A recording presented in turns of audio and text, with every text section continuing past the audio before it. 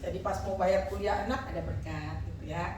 Jadi kemarin tuh Fania bilang, mah besok terakhir bayar UKT. Kalau sudah bilang kata terakhir tuh saya dekat. Saya bilang begini, baru ada sekian dek, boleh nggak? Boleh mah, bayar segitu dulu, nanti kalau sudah ada ditambah lagi nggak apa-apa, nanti tinggal tulis laporan. Oh ya, saya ke ATM, saya tidak punya internet banking karena saya memang katrok gitu ya. Saya ke ATM, waktu saya masukkan duit gitu ya, tiba-tiba saya lihat nominal muncul. Akhirnya ya sudah, saya kirim ke Fania semua full. Terus Fania bilang gini, kok full, katanya cuma setengah. Nggak tahu deh, tadi tiba-tiba ada berkat. Fania cuma jawab satu, puji Tuhan. Karena setiap kali Fania ada keinginan tentang pembayaran keuangan, saya selalu bilang gini, berdoa ya dek, nanti Tuhan cukupkan. Saya nggak pernah bilang begini. Boleh tanya Fania, sumpah mama nggak punya duit, nggak pernah. Karena ketika saya ngomong seperti itu, saya sedang mengutuki diri saya sendiri. Saya yakin Tuhan yang saya percaya, tempat saya berharap, itu nggak pernah mengecewakan. Belajar dari Abraham, sekalipun tidak ada dasar untuk berharap, tapi Abraham memilih untuk tetap percaya kepada firman Tuhan. Sekarang kita mau percaya sama siapa? Saya sama firman Tuhan atau percaya sama yang lain? Ya terserah, pilihannya ada di kita masing-masing. Tapi mari belajar dalam hidup ini. Kita udah lama ikut Tuhan, tuh ya. Sudah pernah jatuh bangun ikut Tuhan lah ya. Dikecewakan iya gitu ya. Doa kita nggak dijawab-jawab iya.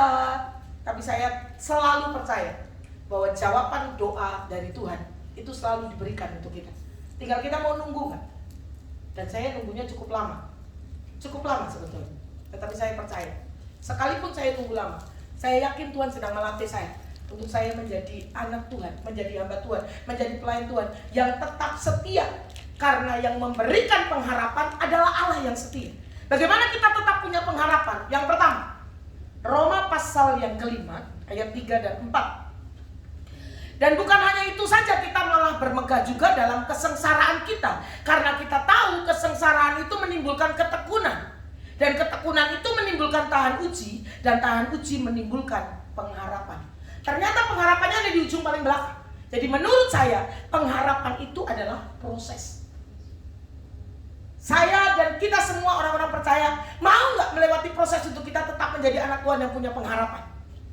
Ada banyak orang nggak suka proses, pengennya hasil, ya. Bahkan makanan yang namanya mie instan pun perlu dimasak, kecuali kita mau makan mentah, gitu ya. Dan saya paling sedih kalau bawa Indomie ke penjara. Ternyata itu makanan mewah buat mereka. Dan masaknya nggak kayak kita. Dibuka bungkusnya, bumbunya dimasukin, air panas.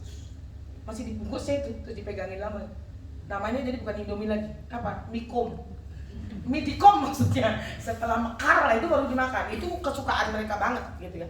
Lebih suka lagi kalau Bu Christine datang pelayanan bawa nasi padang. Gitu ya. Dan mereka berharapnya sama saya. Dan itu yang salah. Karena waktu terakhir saya pelayanan ke Cebongan, petugas bilang, hari ini pelayanannya tidak boleh bawa makanan. Kenapa Pak? Kemarin ada kasus bukan kita. Siap. Saya datang anak-anak dilihat-lihat, apa lihat-lihat. Mesti nggak bawa nasi padang? Enggak. Saya bawa anduk. Saya bilang begitu. Jadi mereka berharapnya sama saya. Tapi saya bilang sama mereka, nggak boleh berharap sama saya. Berharapnya sama Tuhan, gitu ya. Kalau pengharapan itu proses, kuat nggak saya dan Bapak Ibu melewati proses? Urutannya adalah kesengsaraan. Jadi kalau orang percaya Yesus menghadapi sengsara, koreksi diri yang pertama. Kalau kesengsaraan itu karena kita berdosa, bertobat. Tapi kalau kesengsaraan itu bukan karena kita bersalah, nggak apa-apa. Itu Tuhan izinkan terjadi dalam hidup kita. Setelah kesengsaraan itu menimbulkan ketekunan. Setelah kita sengsara, maka kita akan jadi orang yang tekun. Jadi jangan percaya kalau ada hamba Tuhan yang berkata begini, ikut Yesus maka hidupmu gak akan punya masalah. Bohong. Karena selama kita hidup, kita akan ketemu dengan yang namanya masalah. Kalau gak pengen ketemu masalah, selesaikan hidup kita di dunia. Makanya banyak orang kan yang pengen menyelesaikan hidupnya gitu ya. Tapi bukan itu solusinya. Setelah kita mengalami kesengsaraan, kita tekun, maka ketekunan itu menimbulkan tahan uji. Jadilah anak-anak Tuhan yang tahan uji. Gak gampang ngambekan, gak gampang marah. Yang ngeri kalau marahnya sama Tuhan. Wes lah Tuhan-Tuhanan, ngeri sekali gitu ya. Bahkan baru tadi ngobrol sama anak alumni UPN. Saya tadi pagi pelayanan ke Kaliurang. Jadi saya bilang sama Bang Andreas Simanjuntak, Bang, boleh khotbah di Hotel Abadi nggak? Kenapa Mak? Mahasiswa yang diminta saya khotbah. Saya tahu mereka paling sulit dari pendeta kalau hari Minggu. Nggak ada yang mau hari Minggu disuruh khotbah Kaliurang. Saya yang berangkat, saya bilang saya Bang. Gitu.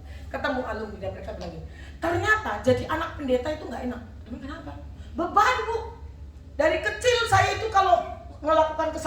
selalu ditunjuk sama jemaat, anak pendeta kok. Kalau saya hidup saya menghasilkan prestasi, semua bilang ya wajar lah anak pendeta.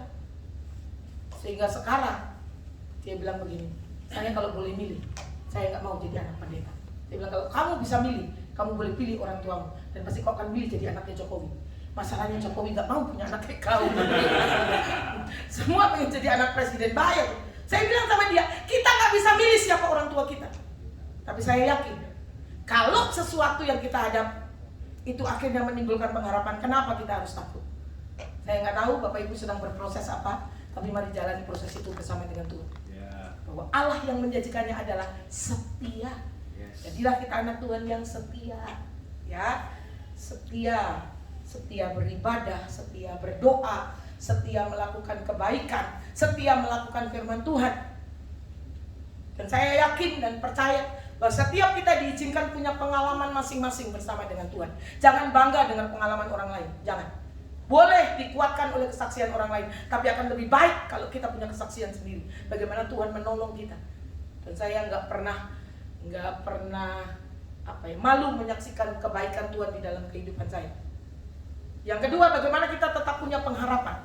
Kalau pengharapan itu adalah proses, mari kita jalani proses kita. Yang berikutnya di Ibrani pasal 6 ayat yang ke-19, pengharapan itu adalah sauh yang kuat dan aman bagi jiwa kita.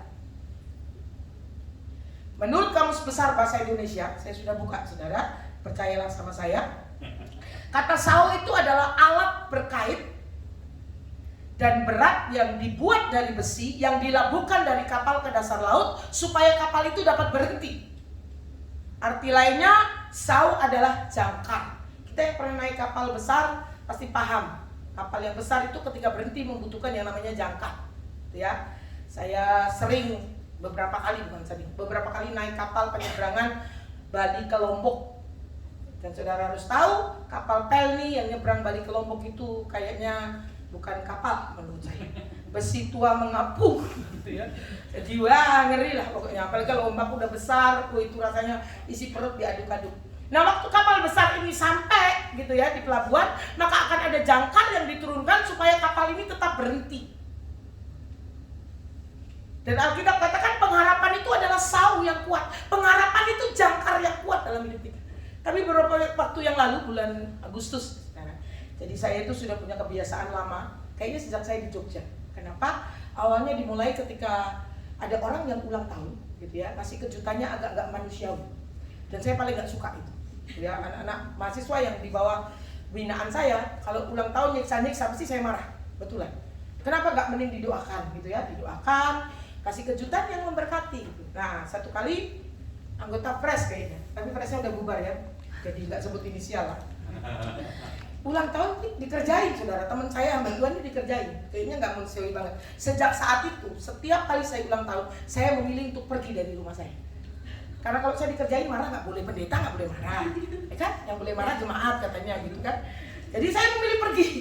Saya pergi, tapi perginya ya positif lah saudara gitu ya. Nah bulan Agustus kemarin saya bilang sama anak saya, mama pengen staycation bisa ya. Agak bahasanya agak mudah sedikit itu. Mama pengennya apa? Ya pengen tempat nginep yang ada pemandangannya, ada air-airnya gitu. Dan anak saya yang laki itu pintar banget. Budgetnya mama berapa? Budget mama segini, ya udah dinginepin lah satu tempat. Dan ketika saya jalan sore itu memang indah banget tempatnya.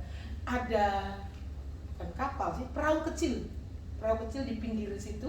Dan sore itu banyak orang nongkrong di perahu itu karena ada tukang sate lewat situ, tukang bakso gitu ya. Murah kok, cuma 15.000 baksonya. Tapi waktu saya lihat kapal perahu itu berhenti, nggak ada jangkarnya.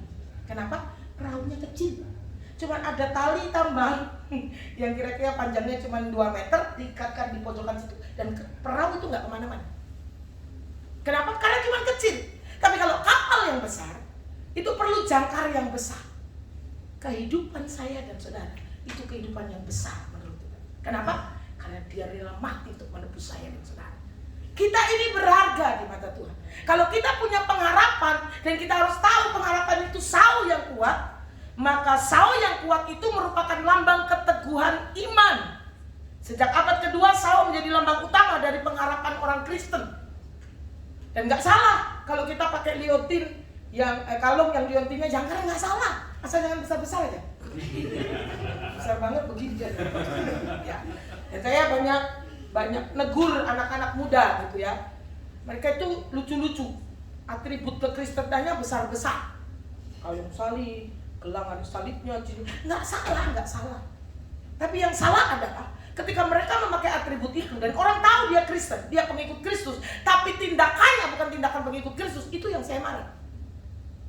Nggak jadi berkat sama sekali. Bukan cuma itu. Tiba-tiba ada yang telepon saya, Bunda, tolong datang ke kontrakan saya. Kenapa? Kontrakan saya diganggu setan. Oke, datang. Setan apa yang ganggu kontrakan kalian? Tuh kalau malam di balkon itu ada cewek rambutnya panjang. Tuh, cewek kurang kerjaan. Ada 6 anak itu di satu kontrakan satu. Keluar, dengan gerejamu di mana? Semua bergereja. Saya nggak sebut merek gereja ya.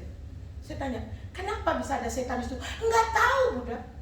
Kamu waktu masuk sini doain nggak? Kami doain. Bahkan kami pakai air buah apa nggak tahu, air suci atau air apa nggak ngerti. Cuman pertanyaan saya terakhir begini, tontonanmu apa? Film horor. Aneh kan? Nonton film horor takut setan. Saya kumpulkan semua dan saya bilang begini, saya jelaskan dulu dasarnya bahwa kalau kita terima Yesus ada kuasa Tuhan di dalam kita. Kuasa yang lain itu nggak boleh lebih besar daripada kuasa kita. Dan itu saya bacakan ayat firman Tuhan, saya doakan. Dan saya digerakkan untuk mengurapi rumah itu. Tapi saya tidak pernah doa pengurapan bawa minyak dari rumah. Karena orang selalu berpikir minyak yang saya bawa itu sakti. Nggak tahu dari gereja mana di Jakarta. Enggak. Saya tanya ada minyak apa? Baby oil, Bunda. Oke, boleh baby oil. Kenapa? Karena pengurapan itu tanda, bukan minyaknya sebetulnya. Saya ajak mereka mengurapi rumah dan selesai saya pulang. 3 hari kemudian saya telepon, gimana? Masih ada cewek cantik? Nggak ada. Yang ada cewek cantik itu pacar kami datang. Oh, kalau itu beda lagi ceritanya. Jadi bukan rambut panjang di atas balkon jam 12 malam, bukan seperti itu. Saya yakin bahwa kalau kita punya pengharapan dan pengharapan itu sahur yang kuat, maka sebagai orang Kristen, anak-anak Tuhan yang punya pengharapan, kalau kita punya pengharapan yang menjadi sahur yang kuat, maka kita nggak akan gampang terombang-ambing. Kita nggak akan gampang mengikuti apa yang terjadi di dunia ini. Dunia ini semakin lama semakin menakutkan, gitu ya. Semua pasti berpikir gini, aduh bayar sekolah anak mahal. Aduh ini mahal, semua mahal. Tapi saya mau tanya sama kita semua, meskipun semuanya mahal, ada nggak kita yang sehari nggak makan? 2 hari? 3 hari? Kalau dari wajahnya nggak, pasti makannya sehari 3 kali, 9 2 kali gitu kan? Semua Tuhan cukupkan kok sampai hari ini. Ada yang nggak punya baju? Nggak ada, bajunya sampai turah-turah kan? Gitu ya, lemarinya nggak bisa ditutup. Saya kemarin marah sama Fania. Ini baju yang habis dicuci gak bisa masuk lemari karena ada baju-baju yang sudah tidak dipakai masih tetap bertahan di situ. Saya bilang gini, kamu pilih, kamu yang milihin atau mama yang milih? Kalau mama yang milih saya bongkarin semuanya keluar. Dan ada mahasiswa yang siap nampung untuk dijual di pasar Keranggan, cari dana untuk biaya mereka. Gak apa-apa sudah, aku aja yang pilih, dia pilih. Gak apa-apa sudah, harus ngajarin anak-anak untuk belajar berbagi. Pengharapan itu sahur yang kuat. Dan sahur yang kuat itu membuat kita sebagai anak-anak Tuhan tetap punya pengharapan apapun yang terjadi. Bahkan di kondisi yang tidak punya pengharapan sekalipun, kalau pengharapan itu sahur yang kuat, maka kita tetap punya pengharapan. Saya pernah ada di posisi kayaknya gak punya pengharapan. Ketika saya didorong pakai tempat tidur yang panjang di rumah sakit depan, harus masuk kamar operasi. Dan 2 anak saya melihat saya, itu rasanya lihat wajah mereka, bisa ketemu lagi nggak ya setelah ini? Bius total men, gitu ya. Kalau dokternya tiba-tiba salah diagnosa kan, saya masuk, saya bilang gini, doain mama ya, saya masuk. Saya ngerasain itu titik pasrah saya terbesar sama Tuhan. Tapi yang membuat saya kuat semangat lagi, begitu saya masuk jebret kamar operasi, ada perawat yang mengenali saya. Bu pendeta, mau operasi ya? Bulan depan udah sembuh kan? Khotbah di gereja saya ya? Astagfirullah, belum dioperasi khotbah di gereja saya.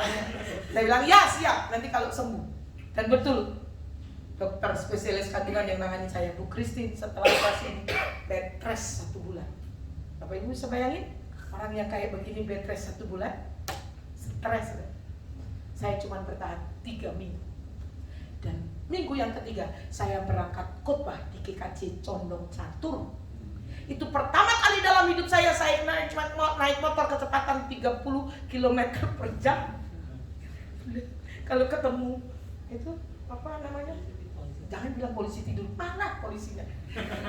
Bukan polisi tidur itu. Pita kejut. Cuma pitanya agak gede gitu. Dan jangan lewat jalan Lejen Suprapto kalau nggak pengen motornya rusak. Ya? Ya? Saya sekarang memilih lewat jalan Hos Cokro Adinoto gitu ya.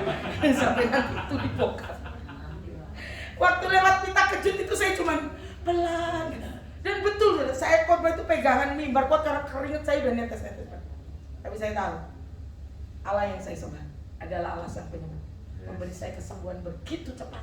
Itu begitu periksa kontrol terakhir dokternya bilang, heran saya sama orang satu ini. Saya bilang gak usah heran, karena saya punya Allah sang penyembuh. Kalian khotbahin dokter yang kapan lagi? Maksud saya terus yang dikhotbahin gitu ya.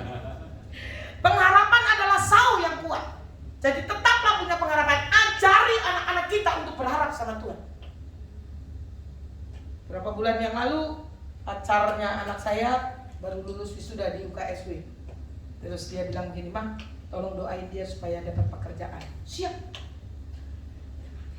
Dan akhir bulan dia bilang gini, sudah 200 lamaran yang dikirim dan belum dapat jawaban. Kenapa nggak tetap berharap sama Tuhan sih? Mama doakan terus kok. Dan puji Tuhan, awal bulan ini, kemarin dia chat saya, "Tante, puji Tuhan, saya sudah diterima kerja di Sidoarjo. Boleh enggak minta tolong cariin saya kontrakan, cariin kos." Saya di Jogja sudah. Tapi saya tahu saya punya relasi banyak. Saya bilang tolong cariin kontrakan buat anak cewek yang aman. Kalau bisa ada ibu kosnya. Saya nggak mau anak-anak yang dekat sama saya kosnya begitu bebas, nggak bisa. Dan besok hari Senin dia mulai kerja. Saya tahu Allah itu sumber pengharapan. Tinggal bagaimana kita berdoa. Yang terakhir. Dan biasanya kalau dengar yang terakhir sih, ada yang paling akhir. Mazmur 147 ayat yang ke-11. Tuhan senang kepada orang-orang yang takut akan Dia, kepada orang-orang yang berharap akan kasih setia. Ternyata pengharapan kita kepada Tuhan itu membuat Tuhan senang. Kalau kita orang tua disenangkan anak-anak, anak-anak kita minta apa saja pasti kita kasih kalau kita disenangkan. Tapi kalau kita disakiti, biasanya sebagai orang tua maka kita akan mendisiplin anak kita. Jadi kalau hari-hari ini mungkin kita sedang tidak menyenangkan Tuhan dalam kehidupan kita, lagi ngambek gak mau berdoa, lagi ngambek gak mau baca firman Tuhan, lagi ngambek gak mau apa lagi begitu ya, sadari. Tadi saya tanya Pania, ini temanmu ke gereja? Enggak, dia lagi jalan-jalan. Biarkan dia jalan-jalan, gereja gak butuh dia, dia yang butuh gereja. Saya keras sudah, betul. Cuman karena ngambek sama seseorang, dia gak ke gereja. Dia mau sampai kapan? Saya mau kasih tahu sama kita semua, tidak ada gereja yang sempurna. Yang ada gereja sedang menuju kesempurnaan. Kadang kita berpikir, oh kalau di gereja pasti saya ketemu orang-orang yang kayak malaikat. No, gereja isinya bukan malaikat, manusia. Kenapa banyak orang kecewa di gereja? Karena berpikir gereja itu showroom yang nampilin yang hebat-hebat. Bukan, gereja itu bengkel. Tempatnya orang yang gak benar, tempatnya orang yang salah. Datang kepada Tuhan, menyerahkan hidup kepada Tuhan, berpengharapan kepada Tuhan, maka Tuhan akan membukakan hidup kita kalau kita mau. Saya selalu bilang sama anak-anak saya, sebetulnya kalau kita sedang berselisih pendapat dengan orang lain, Tuhan sedang mengajarkan sesuatu kepada kita. Saya bilang sama anak saya, kalau kita kumpul dengan orang 10, kita beda pendapat dengan 5 orang, itu masih normal. Namanya kita punya pemikiran yang berbeda. Tapi kalau kita kumpul dengan orang 10, kita berbeda pendapat dengan 12 orang, itu kita yang salah. Yang dua siapa mah? Cari-cari masalah. Kita itu sering sekali cari-cari masalah, gitu ya. Pak Wisnu jadi gembala dicacat terus, gitu ya. Khotbahnya sebentar ya dicacat. Khotbahnya pendek banget, nggak persiapan itu. Sama Anjita Labadi senang loh kalau Pak Wisnu khotbah. Kayaknya tiap bulan dia harus khotbah. Saya sebetulnya khotbah sebulan sekali ya cukup gitu. Yang ketiga, pengharapan kita kepada siapa sekarang? Kalau pengharapan kita kepada Tuhan, kata firman Tuhan, Tuhan senang ketika kita berharap kepada Tuhan. Dan kalau Tuhan senang, saudara, apa sih yang Tuhan gak beri buat kita? Sebagai orang tua saja, saya pengen menyenangkan anak saya, pengen memenuhi kebutuhan anak saya sesuai dengan apa yang dia butuhkan. Cuman kadang kalau kita minta sesuatu sama Tuhan, kita susah membedakan mana kebutuhan, mana keinginan. Saya pernah ngomel sama Fania karena saya pulang pelayanan hujan, naik motor. Dan kalau hujan naik motor tuh susah. Saya tutup kaca helm saya nggak kelihatan. Saya buka itu airnya sakit gitu ya. Terus saya bilang, Dek, kenapa sih Tuhan nggak berkati mama mobil? Tahu nggak jawabnya Fania? Emang punya garasi? Oke, ya oke lah gitu ya. Jadi sudah. Nah saya ingat kata Pak Obed, Bu Christine, jangan pernah berdoa minta mobil.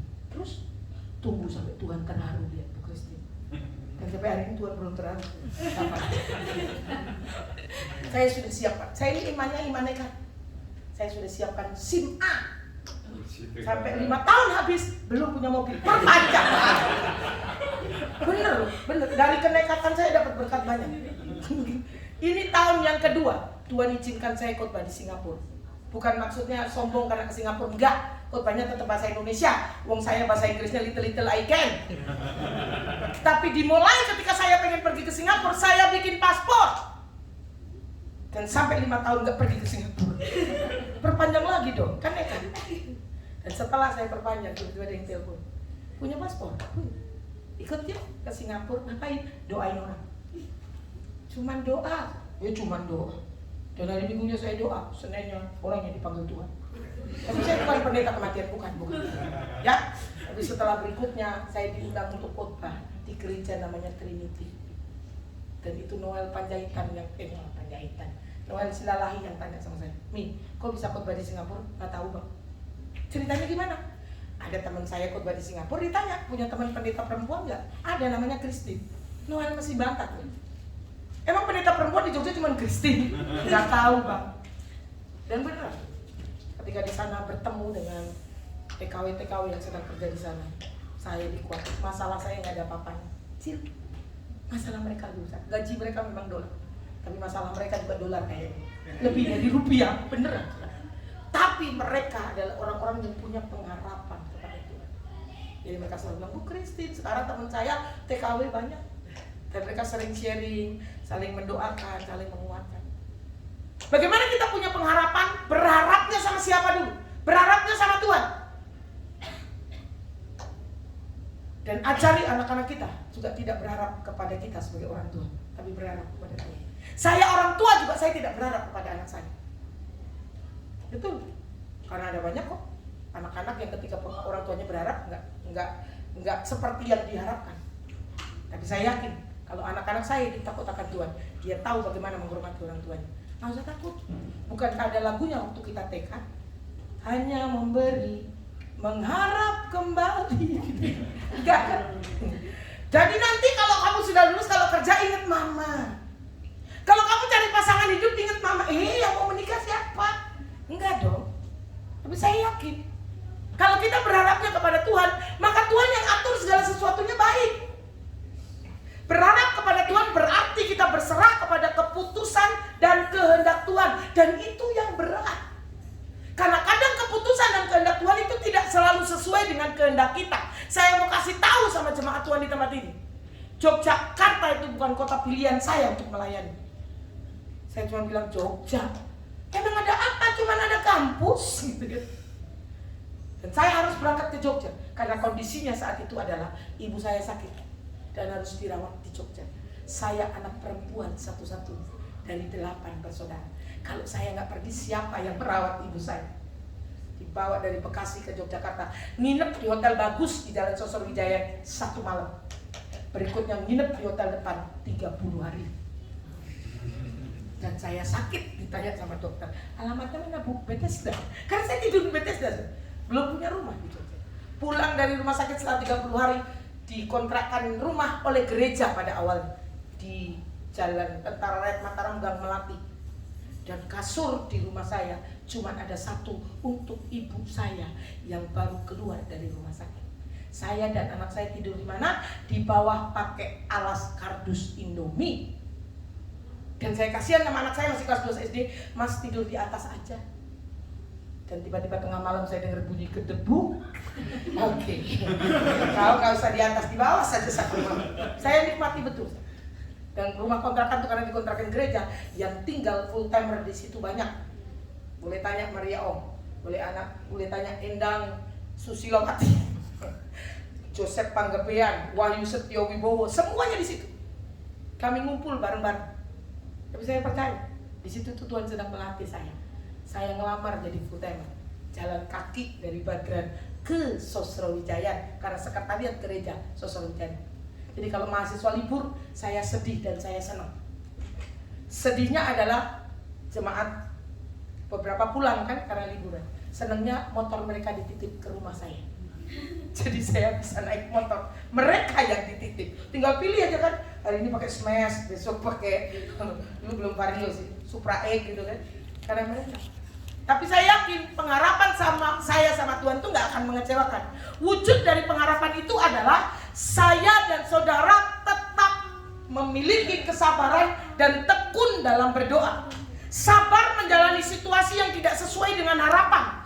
Dan tetap tekun berdoa kepada Tuhan serta yakin bahwa pada suatu saat nanti sesuai dengan kehendak Tuhan, harapan itu akan menjadi kenyataan.